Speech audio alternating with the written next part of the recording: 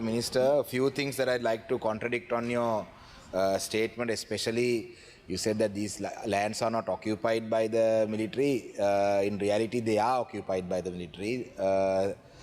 Most of these lands are civilian lands and they haven't been released yet. So in that sense, they are occupied. And at the same time, you mentioned that for narcotics, people smuggling, and other reasons that some of these camps are essential. Then I'd like to ask you why you don't have the same extent of camps in the western coast and in the southern coast. If narcotics smuggling, it's not only from the north and the east, Honorable Minister. So please don't bring up narcotics, containing narcotics as an excuse. While I always have said that I thank you for releasing to some camps in Batiklo, we are very thankful for you for releasing that. But in the விடயம் சம்பந்தமாக கௌரவ அமைச்சர் அவர்களே மிக முக்கியமாக நீண்ட 11 வழங்கியிருக்கிறீங்க. நீங்கள் வழங்கின எல்லா விடயங்களையும் சம்பந்தமாக எனக்கு கேள்வி கேட்கறதுக்கு சந்தர்ப்பம் கிடையாது, நேரம் போதாத காரணத்தினால். இந்த இராணுவ கட்டுப்பாட்டில் இருக்கிற அதி உயர் வலயங்கள் என்று நீங்கள் குறிப்பிட்டீங்கள். அண்மையிலே நடந்த பாதுகாப்பு அமைச்சினுடைய ஆலோசனை கூட்டத்திலையும் அதி உயர் பாதுகாப்பு வலயம் என்று அறிவிக்கப்பட்டது அந்த காலப்பகுதியிலே இருந்த சூழலை கருதிதான். இன்று அப்படியான ஒரு சூழல் இல்லாத பொழுது இந்த பிரதேசங்களை அதி உயர் பாதுகாப்பு வலயம் என்று அறிவிக்க வேண்டிய அவசியம் இல்லை என்றது பாதுகாப்பு அமைச்சிலும் பேசப்பட்ட விடயம்.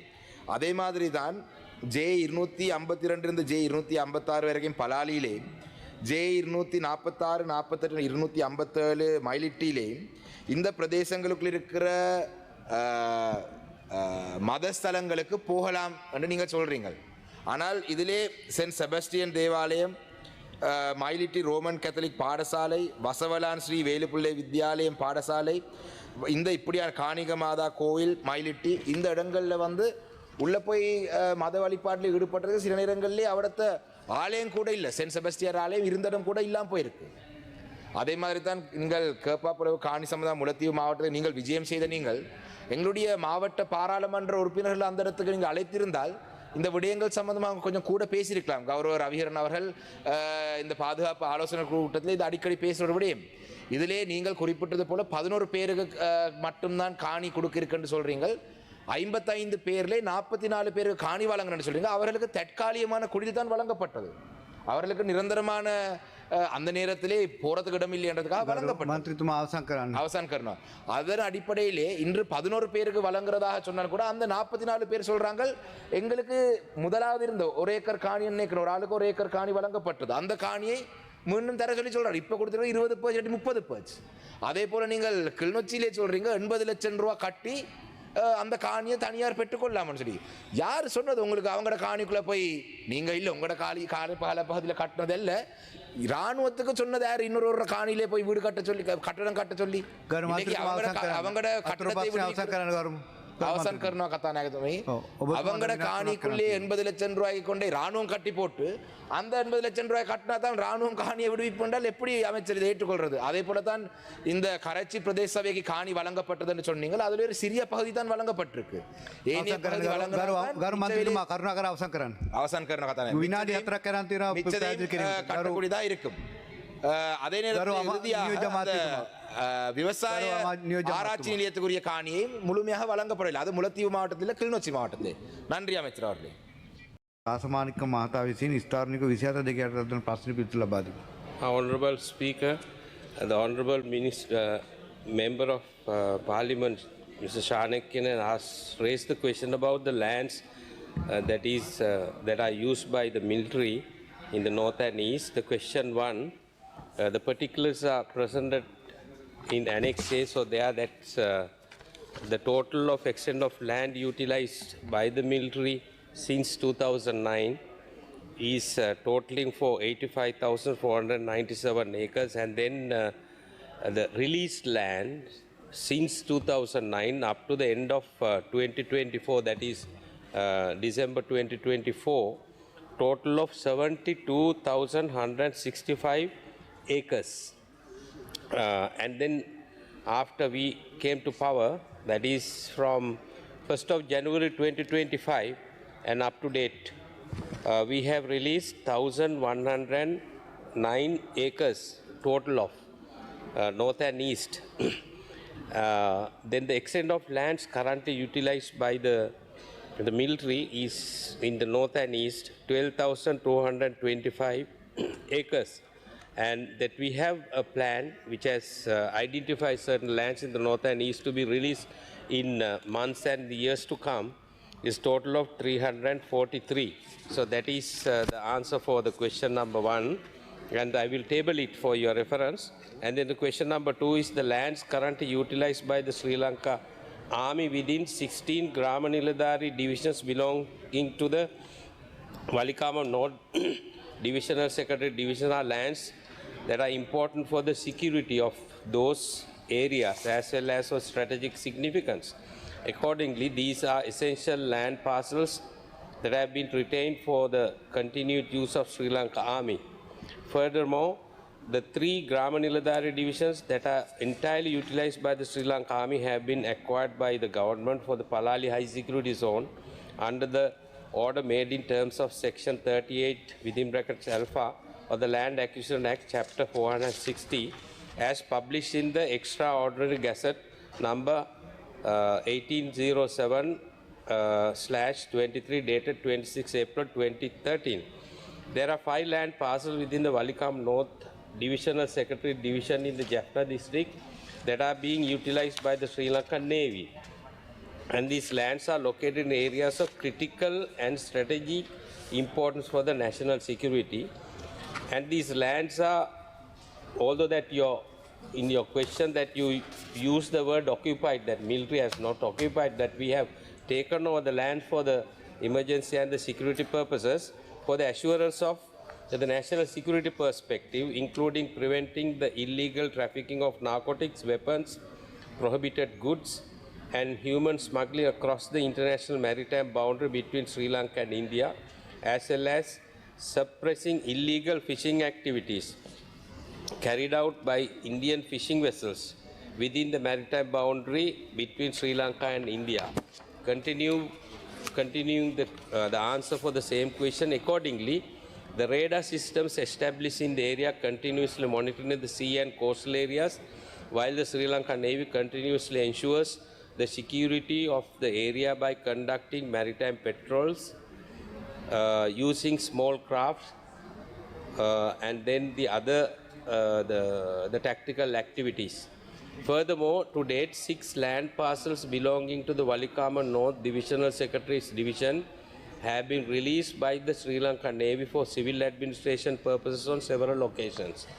Considering the above mentioned facts, the 5 land parcels currently utilized by the Sri Lanka Navy are essential for national security and are highly important from a tactical and strategic perspective. Therefore, arrangements will be made to retain some lands of these parcels under the control of Sri Lanka Navy after consulting the National Security Council and the strategic significance. The total land area within the high security zone containing the Palali International Airport, which is utilized by the Sri Lanka Air Force, is totally 774.98 acres. The Sri Lanka Air Force is conducting operational activities jointly with the Civil Aviation Authority and Airport and Aviation Services Private Limited, and therefore the releasing of these land parcels need further scrutinizations as the reasons mentioned above. Furthermore, since the Sri Lanka Air Force does not have information to accurately identify whether this land belongs to 16 Grama Niladhari divisions, it is recommended that the relevant specific information be obtained from the Divisional Secretary Walikama North. So taking all these strategic concerns into consideration, releasing of these lands in these said GS divisions needs some more time for the scrutinization, and we'll let you know after the consultation of the National Security Council. The question, the answer 3 for the question 3, the religious sites and schools located in the Mailaddi and Palali areas of the Jaffna district, which civilians have requested to be released from the use of the Sri Lanka Army, are land parcels that have been acquired by the government for the Palali High Security Zone under the order issued in terms of Section 38 Alpha of the Land Acquisition Act, Chapter 460, published in Extraordinary Gazette number 1807/23 dated 26 April 2013. approval has been granted by the Director of Operations and the Security Forces Headquarters Jaffna to enter these locations and carry out religious activities in the case by case. And we have discussed with the commander, the security forces there to facilitate patronizing all these the religious places by the people on their request, and that is being on the process of providing facilities for them to patronize. Then the question number 4, the answer, the land parcel requested for the expansion of the Iranamadu, Kannakkambigai, Amman Kovil in the Kilinochi district, in the land currently occupied by the Sri Lanka Army 1 Corps, which was previously utilized by the Security Headquarters Kilinochi. The land parcel requested for the expansion of the Kovil is a land parcel that was taken over by the Sri Lanka Army from the civilian ownership. So the said land parcel can be released from the use of the point of view of the Sri Lanka Army after recovering the amount of amounting for the 8.4 million spent by the Army, because all the money spent for those are in the auditable. Therefore, the construction of building and other structures, that money have been utilized. Based on that condition, that we are able to release. The land parcel number 924 part B in plan number 2549, located in the Sri Lanka Army 1 Corps at Iranamadu Junction and utilized by the Army at the Iranamadu Junction, was used as a children's park, and that land parcel formally handed over to the Divisional Secretariat Office, Karachi, on last year, March 29. That was 25 March 29. I have personally discussed this matter when I visited Mulathi with the Divisional Secretary and made arrangements to facilitate those people, the people that who are asking to patronize the religious places. Honorable MP, and then the third part of the same question, furthermore, the above mentioned land parcel belonging to the Department of Agriculture, which was utilized by the Army, was released from the Army use and formally handed over to the Deputy Director of Agriculture, Department of Agriculture, Kilinochi, in this year, March 11th. Question 5, with regard to the answer, with regard to the lands belonging to the government and civilian residents in the Kepapilau area of the Mulathi districts, which are currently being utilized by the Sri Lanka Army, out of 55 civilians, 44 the claimants to the respective land parcel expressed their willingness to accept alternative lands in lieu of their original lands that we have put up in a model camp adjoining to the same land. The government provided the 45 individuals who expressed their willingness with alternative land plots of 40 purchase, each in the Kepapila model village, and constructed houses, a preschool and a school for the future of their children, as well as a Grama Niladhari office and a community hall. So those all constructed by the Triforces, especially by the Sri Lanka Army. The Divisional Secretary of Mudubadapattu has confirmed that the remaining 11 civilians expressed their willingness to accept the alternative lands, houses nearby the lands of the modern village, about 300 meters apart. Furthermore, the Divisional Secretary of Muhudubadapattu was informed to ascertain from the 11 civilians who had not accepted the alternative lands and houses whether they would agree to receive compensation based on the value assessed by the government for the aforementioned land parcels claimed to belong to them and transfer those lands to the Sri Lanka Army. Accordingly, although the Divisional Secretariat inquired from them in this regard, they did not express their consent. However, the Divisional Secretary of Mudubadapattu has informed on several occasions that the land plots corresponding to the extent of the lands previously claimed by the 11 civilians who did not accept the lands and house in the Kepapila modern village could be allocated from the remaining portion of the land occupied by the Sri Lanka Army, and that houses could be constructed. So as said that when I went to Mulathi the last week, I met the GA and then I spoke with the people that who are demanding those land and said we can release, after considering all the other concerns, total of 6.7 acres for those 11 civilians. So we we discussed the matter with the GA also and along with the governor and the northern province. So it's the response from the civilians yet to come. Once it is okay that we are willing to release the lands to the GA. At the Ministerial Consultative Committee on the Defence Affairs meeting held on 2026 April 7, the Commander of the Army also appraised His Excellency the President of the above matters accordingly. Thank you, Honourable. Honourable Member. Thank you, Honourable. Honourable Speaker, the Member of Parliament has series of allegations that I deny the fact. In fact, they're occupied in a sense that you forcibly occupied. You know, you take your minds back about some decades and a half ago, the situation and the conflict what we had there. So, the Triforce of the military has to take over certain land for the insurance of the strategic concern and the security purposes, national security perspective. That is what that is should not. And you have used the word the demilitarization. You take the military is deployed across the country.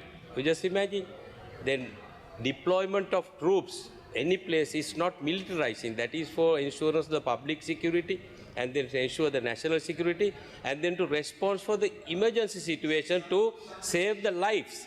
Save the lives. It is ultimately the responsibility to come to the government and the security forces. It is not militarization because it's the legal force that you have the country. You see, these lands are not occupied.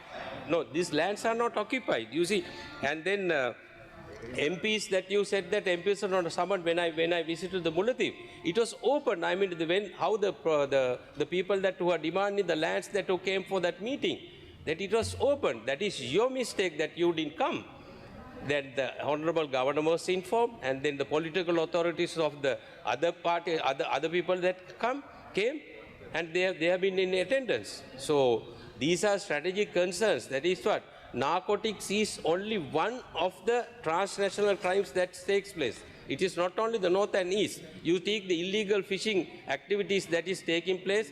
How much Navy is taking troubles to the curb those the violence activities taking place without the Navy deployment, without the coastal guards. So they need piece of land to attend immediately. Otherwise, how if they have been deployed at a distance, so they take very long time to respond. And you see, during the emergency in Chale, Navy has sacrificed about 5 personnel at a time of when they went to rescue the lives during the disaster Titwa. So that is what, because they are not belongs to the north and east, they are the other parts of the country. So I hope that you as a very long the years of in these parliaments when you are asking and you see the national security is the most priority. Thank you, Honourable Speaker.